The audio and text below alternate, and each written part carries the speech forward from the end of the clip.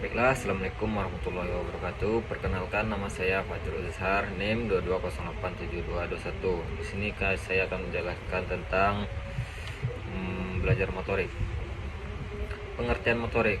Motorik sendiri itu adalah ada dari kata belajar dan motorik. Belajar adalah suatu proses perubahan perilaku yang relatif permanen sebagai akibat dari latihan dan pengalaman di masa lalu. Menurut Rawazki tahun 1981 menyatakan belajar motorik adalah belajar yang diwujudkan melalui proses respon-respon muskuler yang umum yang diekspresikan dalam bentuk gerakan tubuh atau bagian tubuh. Perubahan yang terjadi hasil belajar menurut Gagne 1985 dapat dikategorikan menjadi 5 kelompok. Yang pertama, keterampilan intelektual. Yang kedua, informasi verbal. Yang ketiga, strategi kognitif. Yang keempat, sikap. Yang kelima, keterampilan motorik. Menurut Bloom tahun 1985, perubahan-perubahan terjadi sebagai hasil belajar dapat dikelompokkan ke dalam 3 domain, yaitu kognitif, afektif, dan psikomotor. Terjadinya perubahan pada keterampilan intelektual, informasi verbal, dan strategi kognitif, atau menurut Bloom disebut domain kognitif, merupakan bentuk dalam pengetahuan yang menunjukkan pada informasi yang tersimpan dalam pikiran. Sedangkan perubahan terjadi pada sikap dan keterampilan motorik, atau menurut Bloom meliputi domain efektif dan psikomotor, merupakan bentuk dalam gerakan yang menunjukkan aksi atau reaksi yang dilakukan seorang dalam mencapai tujuan. Belajar pasti menghasilkan perubahan perilaku. Nana Sayudi Sukmadinata tahun 2005 menyebutkan bahwa sebagian terbesar perkembangan individu berlangsung melalui kegiatan belajar. Pendapat beberapa ahli, yang pertama yaitu Muhammad Surya, belajar dapat diartikan sebagai satu proses yang dilakukan oleh individu untuk memperoleh perubahan perilaku baru secara keseluruhan sebagai hasil dari pengalaman individu itu sendiri dalam berinteraksi dengan lingkungannya.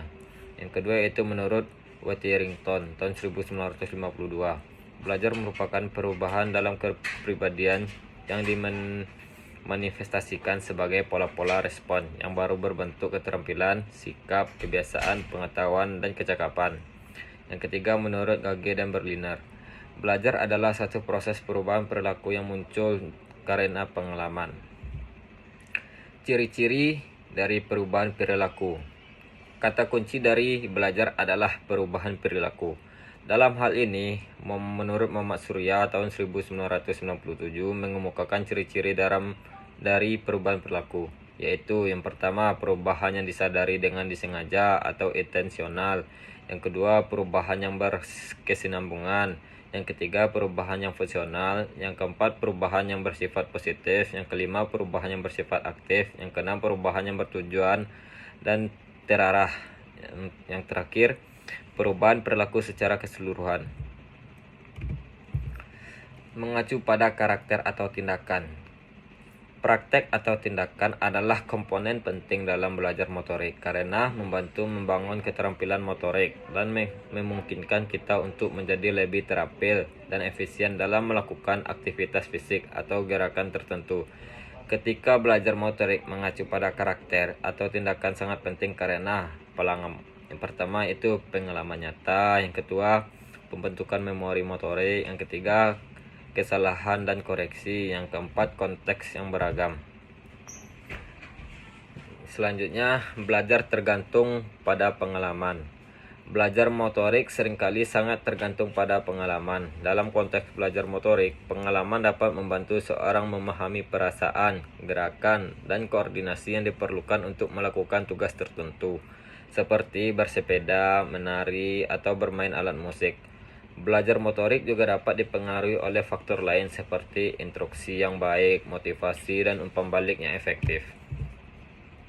Kesimpulan dari presentasi ini yaitu berdasarkan pembahasan telah disampaikan di atas dapat disimpulkan bahwa belajar motorik adalah proses di mana seorang mengembangkan keterampilan motorik atau gerakan tubuh.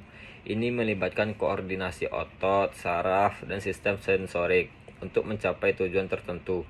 Belajar motorik bisa berarti belajar cara berjalan, bersepeda, menari, atau melakukan aktivitas fisik lainnya. Proses ini melibatkan 3 tahap utama, yaitu kognitif atau pemahaman konsep, yang kedua asosiatif, pengembangan keterampilan, dan yang ketiga autonomi atau otomatisasi keterampilan tanpa perlu pemikiran sadar. Belajar motorik dapat ditingkatkan melalui latihan, repetisi, dan umpan balik yang efektif. Ini adalah aspek penting dalam pengembangan keterampilan fisik dan aktivitas sehari-hari. Baiklah, sekian, terima kasih saya ucapkan. Assalamualaikum warahmatullahi wabarakatuh.